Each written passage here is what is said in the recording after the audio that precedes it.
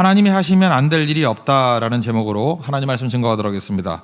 지금 다윗 자손에 관한 족보가 쭉 나와 있습니다. 그 유다 지파를 2장에서 살폈는데 그 중에 제일 중요한 게 다윗 왕가니까 다윗 왕가의 족보를 쭉 설명하고 있다는 것입니다. 왜냐하면 다윗이 기준이고 다윗이 또 모델이기 때문에 그렇습니다. 그런데 여기서 이제 보여주는 핵심은 뭐냐 하면은 그 다윗의 아들 중에 이렇게 겉으로 화려한 아들들이 있거든요. 겉으로 화려한 아들들은 다 망했고 굉장히 초라해 보이고 아무것도 아닌 것 같이 보이지만 하나님의 은혜를 구했던 부분에서는 하나님께서 거기에 생명을 주시고 승리를 주시더라. 그런 겁니다. 그러니까 우리도 그렇죠. 이렇게 겉으로 화려한 것들을 추구하면 다 허무해지고 사라져 버립니다. 근데 하나님을 사모하고 하나님을 붙드는 뭐 그런 거로 나가야, 은혜 붙들고 나가야 승리할 수 있다라는 것입니다. 우리 아들, 그 화려한 아들들 한번 볼까요? 3장 1절부터 4절까지 한번 다 같이 읽겠습니다. 시작. 다윗이 헤브론에서 낳은 아들들은 이러하니 맏아들은 암논이라 이스라엘 여인 아히노함의 소생이요, 둘째는 다니엘이라 갈멜 여인 아비가일의 소생이요, 셋째는 압살롬이라 그수랑 달메의 딸 마아가의 아들이요, 넷째는 아도니아라 학깃의 아들이요, 다섯째는 스바데아라 아비달의 소생이요, 여섯째는 이드르암이라 다윗의 아내 에글라의 소생이니 이 여섯은 헤브론에서 나왔더라. 다윗이 거기서 7년 6개월 다스렸고 또 예루살렘에서 33년 다스렸으며. 그러니까 여기 나오는 아들들 뭐 보다시피 일단 헤브론이라는 거는요, 헤브론에서 7년 반 동안 왕이 됐고 유다와 베냐민의 왕이 됐죠. 그리고 예루살렘에 가서 33년 동안 총 40년 동안 이스라엘의 왕이 되었습니다. 그런데 헤브론에 있을 때는 아들들이 주로 화려하고요, 예루살렘 가서 낳았던 아들들은 되게 초라하다는 것입니다. 헤브론이 어떤 것입니까? 헤브론, 우리 뭐 갈렙이 이산지를 내게 주소서 하고 여호수아 14장에서 얻었던 땅이기도 하지만 뿌리 찾아가면 어디예요? 아브라함이 제일 먼저 와가지고 예배 드렸던 데고, 우리 이 동네가 어디라고요? 모래 상술이 그게 헤브론이에요. 우리 상수가 이게 무서운 데라고, 그죠? 아브라함이 처음 예배 드릴 때 상수리 나무, 그때 그 상수, 우리 상수동에 있잖아요, 그죠? 이게 되게 의미가 있는 건데, 이게 역사적인 자리에 헤브론, 막벨라굴이 어디 있어요? 헤브론에 있어요. 그래서 이스라엘의 족장들이 죽으면 막벨라굴에 다 묻히게 되었고, 야곱의 여러 아내가 있었지만 하나님은 조강지처만 쳐준다 그랬잖아요, 그죠? 그 못생기고 뭐 사람 못 받은 것 같이 보이지만 레아가 정통이에요. 레아만 막벨라굴에 묻히게 되었다. 그게 헤브론입니다. 헤브론. 그래서 헤브론에 나왔다 그러면 뭐 이렇게 태어난 장소도 정통성 좀 있어 보이고요. 그 다음에 여기서 지금 예루살렘 그러면 나중에 예루살렘이지, 다윗이 여부수족한테 뺏어가지고 처음으로 수도 옮긴 데예요. 그러니까 황무지 같은 곳이었다고요. 그러니까 헤브론은 정통성 있고 옛날 그 수도, 옛날 아주 중심지. 그리고 예루살렘은 이 당시만 해도 그렇게까지 대단한 건 아니었을 때였다고요. 그러니까 여기서 태어난 아들들 그러면 뭐 역사상 이름 남죠. 암논, 그 뭐 대단한 첫 번째 아들이니까 대단하지 않습니까? 근데 그 뭐 이복 동생 다말 뭐 범하다가 또 얻고 난 다음에 버리고, 그러니까 여자 죽고 막 그러잖아요, 그죠? 그 다음에 그 동생이었던, 자기 동생이었던 압살롬은 또 복수할 기회를 삼아가지고 암논 죽이고, 또 압살롬 그러면 얼마나 멋있게 묘사돼요. 잘생기고 머리카락이 막 치렁치렁해가지고, 그러니까 옛날에 보면 테리우스 같은 녀석이에요. 원래 이게 머리카락 바꾸면 머리카락 자랑하면 다 죽어요, 걸려가지고. 나무에 걸려서 죽잖아요, 그죠? 또 그거 아시죠? 그래서 이게 그래요. 암논의 불의를 가지고 정의로움을 가지고 일어섰지 않습니까? 불의를 해결해야 된다. 나중에 보니까 암논보다 더한 불의가 누구였어요? 압살롬이었어요. 그러니까 선악 판단하는 게 죄거든요. 그러니까 너무 정의롭다 그러면서 자기 기준을 가지고 정의를 막 외치고 하는 사람들 보면 저거 압살롬 냄새가 나네, 저거 더 나쁜 놈 될 가능성이 크네. 역사가 항상 그랬어요. 역사가, 그죠? 그 프랑스 왕정의 뭐 불의를 처단한다 그래도 로베스피에르 지는 더 했거든요. 원래 그래요. 피가 피를 부르는 거지. 그래서 반드시 은혜를 붙들지 않고 나가는 모든 것들은 끝이 더 나빠져요. 인간이 죄인이라는 걸 알아야 됩니다. 그거를. 그러니까 압살롬에게서 보여주는 거죠. 근데 암논은 첫 아들이라는 영광, 압살롬은 이런 유능함이라는 영광, 그때 뭐 다 뺏겨 버리잖아요, 그죠? 그 다음에 그 마음을 또 뺏어가 버리잖아요, 그죠? 마음을 뺏어가서 그 아버지 그 백성들 마음 훔쳐가고 그러는 거. 하나님께서 보세요. 하나님 제일 싫어하는 것 중에 하나가 뭐냐면 마음 훔쳐가는 거거든요. 이제 하나님이 주시는 축복을 구해야 되는데 그 마음을 훔쳐가서 자기 뜻대로 뭘 이루려고 그러는 거. 그래서 반역이라 그러죠. 반역. 이 반역하는 마음은 하나님 절대 복 주지 않아요. 그래서 옛날에 종교개혁 이후에도 제일 싫어했던 것들이 뭐냐면 양도둑질, 뭐 교회가 뭐 성도들 이렇게 유혹해서 막 교회 뺏어가고 이러는 거 있지요. 그거 굉장히 하나님이 싫어하는 걸로 얘기돼 있거든요. 미래가 없죠, 그런 거는. 두려워할 줄 알아야 된다고요. 이게 제가 어렸을 때도 우리 담임 목사님 맨날 하시는 얘기가 그래요. 압살롬 같은 인생 살지 마라. 속에서 당장을 얻을 것 같이 보이지만 다 망한다, 무너진다. 크리스찬은 그렇게 사는 게 아니다. 하나님의 축복으로 사는 존재지 이러고 사는 존재가 아니라는 거예요. 넷째 아들이 아도니아인데 아도니아는 왕 될 줄 알았잖아요. 그죠? 그래서 나중에 또 아버지 처첩들 달라 그러다가 솔로몬 때 이제 죽임당하는. 그러니까 이 다 유명한 아들들이거든요. 근데 끝난 거죠. 반면에 예루살렘에서 얻었던 아들, 대표적인 아들이 이제 밧세바 아들들 아니에요. 여기 보면은 밧세바의 범죄에 대해서는 생략을 해버려요. 왜냐하면 다윗 왕가를 중심으로 했기 때문에 의도적으로 그랬던 것 같아요. 다 하는 얘기인데 더러운 얘기 왜 하냐, 그런 취지인 것 같아요. 그리고 밧세바도 바수아라고 이름을 붙였네요. 이 의도는 잘 모르겠어요. 바수아가 밧세바죠.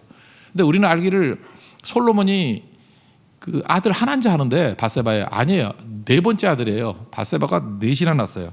우리 5절을 한번 읽어보겠습니다. 시작. 예루살렘에서 그가 낳은 아들들은 이러하니 시므아와 소박과 나단과 솔로몬 네 사람은 다 암미엘의 딸 바수아의 소생이요. 밧세바가 4명 낳았는데 그 중에 넷째 아들이라는 것입니다.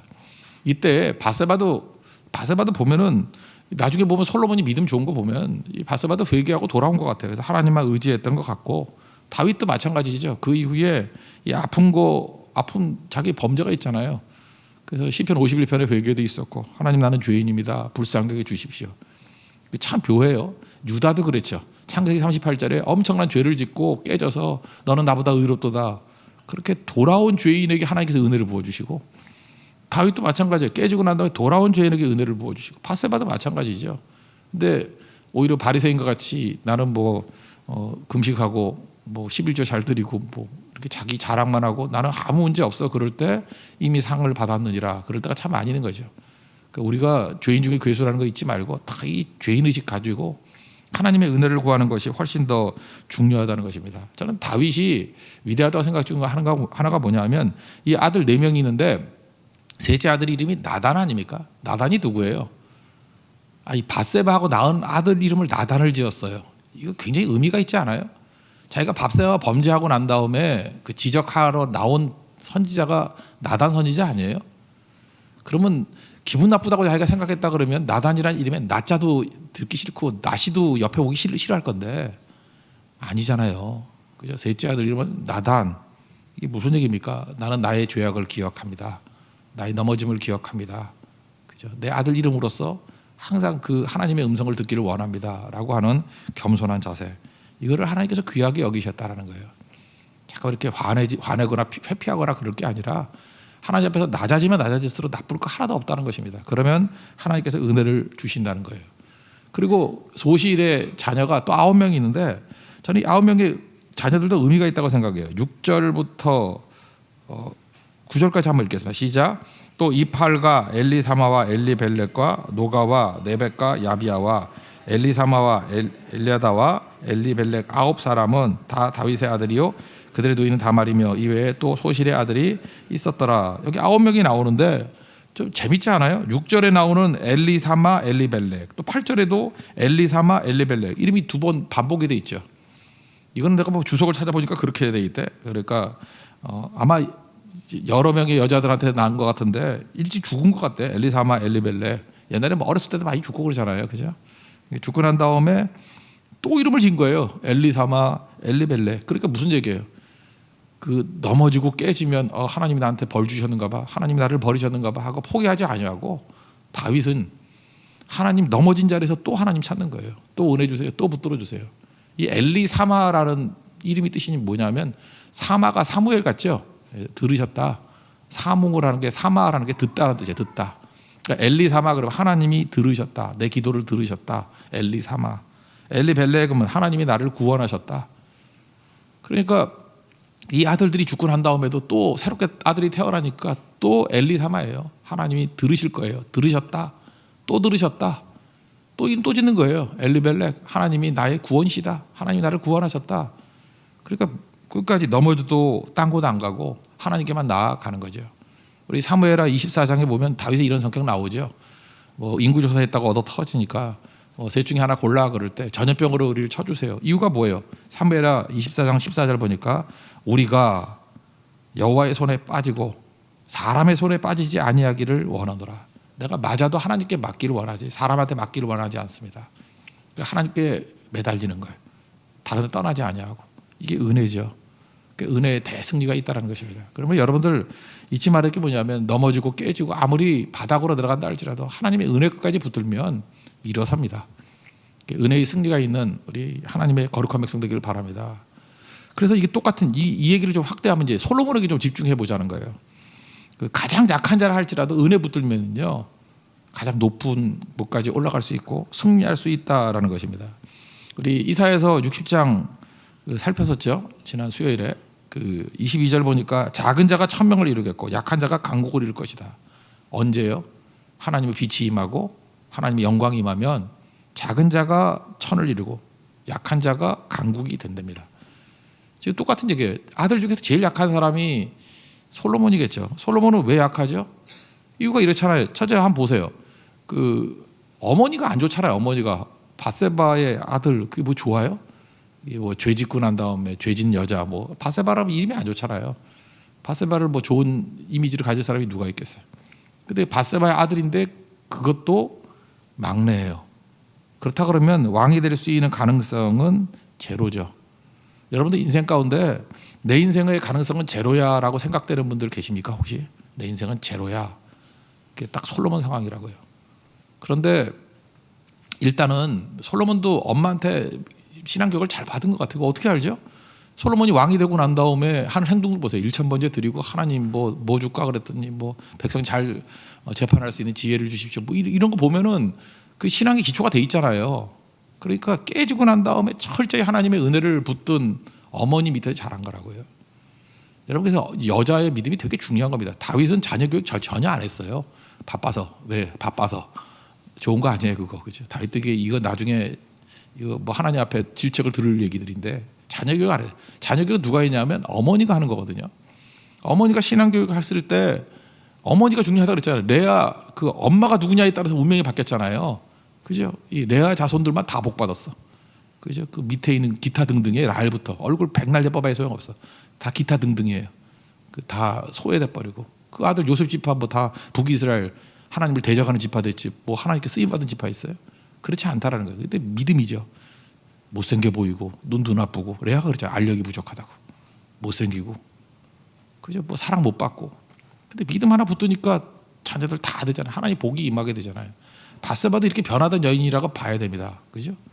변화가 되잖아요. 하나님 은혜를 붙들고 그리고 하나님이 가능성은 제로지만 믿음이 있으니까 나단 선지자가 열왕기하 1장에 보면은 솔로몬 그 약속한 게 있으니까 들고 나가라고 하나님 약속이 있으니까 다윗 향해 나갔더니 하나님께서 다윗의 마음에 감동을 주셔서 솔로몬에게 왕위를 넘겨주잖아요.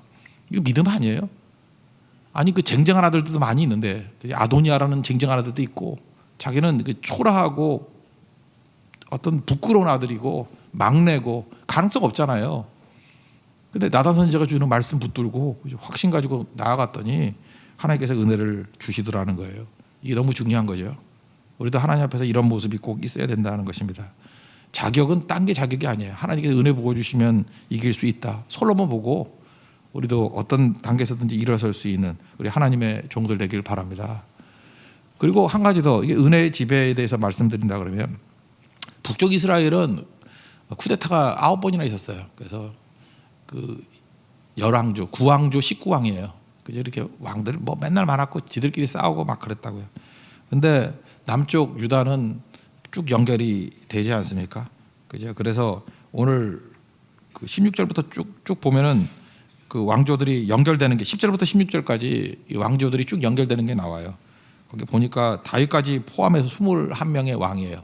뭐 읽진 않겠어요. 그 왕 이름이 왕 이름이 쭉 연결이 되고 나중에 포로기에서 돌아왔을 때 다윗의 후손 가운데 수룹바벨이 총독에서 돌아와요. 제가 얘기했죠. 3차로 돌아온다고. 1차가 에스라서 1장부터 7장까지가 수룹바벨의 귀환 성전을 재건한 거.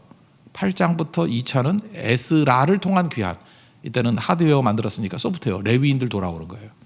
3차는 느헤미야서, 느헤미야가 몰고 와가지고 성벽을 재건하는 거. 이렇게 3차에 걸쳐서 귀환을 했다는 것입니다. 근데 정말 신기한 게 뭐냐면, 아니 바벨론이요, 뭐 물론 나중에 이제 파사로 바뀌었지만, 아니 그 다윗 왕가 출신에 있는 사람을 총독으로 하면 나중에 독립하고 반역하면 어떡하려고. 그런데 그들의 마음을 감동시켜가지고 다윗의 후손인 스룹바벨을 총독으로 시켰다라는 것 자체가 또 하나의 은혜죠. 그래서 하나님께서 이 가문을 지켜주신 거예요, 끝까지. 스룹바벨이 1차로 돌아와요, 그 왕족이. 그게 쭉 연결되잖아요, 지금. 이걸 통해서 우리가 알 수 있는 게 뭐죠? 은혜를 구한 가정, 그게 기독교 명문 가정입니다. 기독교 명문 가정은 하나님의 은혜를 붙드는 가정이고, 은혜의 기름 부음이 있는 가정이에요. 하나님 끝까지 지켜주십니다. 반면에 북쪽 이스라엘은 어땠어요? 자기 힘으로 뭘 얻으려고 그랬어요. 압살롬 같이 마음을 훔치고, 그죠? 이 백성들의 마음을 훔치고 자기가 정권을 탈취하고 자기 힘으로 겉멋을수록 그거 다 무너져요. 자기가 했던 그대로 또 당하잖아요. 그 쿠데타가 또 쿠데타를 맞고 피가 또 피를 낳고. 여러분 인생 그렇게 살면 되겠어요? 아니죠. 우리 모든 성도들은 그냥 몇 대 맞아도 돼요. 여기 맞고 난 다음에 하나님 앞에 와가지고 은혜를 구하세요. 사무엘하 16장 같이 시므이에게 막 욕먹지요. 시므이 잡아 죽이려고 그러지 말고 그거 들고 하나님 앞에 나가는 거예요. 하나님 이 원통함 때문에 하나님께 내게 선을 베풀어 주시기를 원합니다. 그래서 실제로 하나님께 선을 베풀어 줬어요, 안 베풀어 줬어요? 베풀어 줬죠. 압살롬 문제 다 해결돼 버리고 오히려 민심이 다 모이게 돼 버리고, 사실 그 아픔과 상처 때문에 다윗의 왕국이 더 강건해지고, 하나님께서 그 후손들 얼마나 잘못된 게 많았습니까? 그럼에도 불구하고 끝까지 지켜주시는 은혜가 있더라는 것입니다. 그러니까 오늘 핵심이 뭐예요? 이 다윗 왕가 다 되게 지저분해 보이고 한심해 보이고, 그런데도 은혜가 임하니까 붙들어 주셨다. 또 하나는 뭐예요? 그래도 나름 똑똑하다 그러고 겉으로 화려해 보이는 왕자들이 있었는데 그놈들 다 한 도매급으로 다 버림받은 애들이었고, 가능성 제로 있고 가장 불쌍하고 가장 수치 있고 뭐 말도 안 되는 바세바의 아들, 그것도 막내 아들이 솔로몬이 왕이 됐다는 거예요. 가능성 제로인데 하나님의 은혜가 임하고 말씀 붙으니까 이렇게 세워주시더라. 그리고 그 가문을 지켜주시더라. 오늘 하나만 붙들면 되죠. 우리 가정도 다윗의 가정같이 되게 해 주십시오. 하나님 내 인생도 다윗과 같은 은혜가 지배하는 인생 되게 해 주십시오. 그럼 능히 승리할 수 있다는 것입니다. 약해도 은혜 붙들면 승리합니다. 믿습니까? 그 은혜를 쓰는 하나님의 종 되기를 축원합니다. 자리에 일어나겠습니다. 주의 손에 나의 손을 포개어 찬양하겠습니다.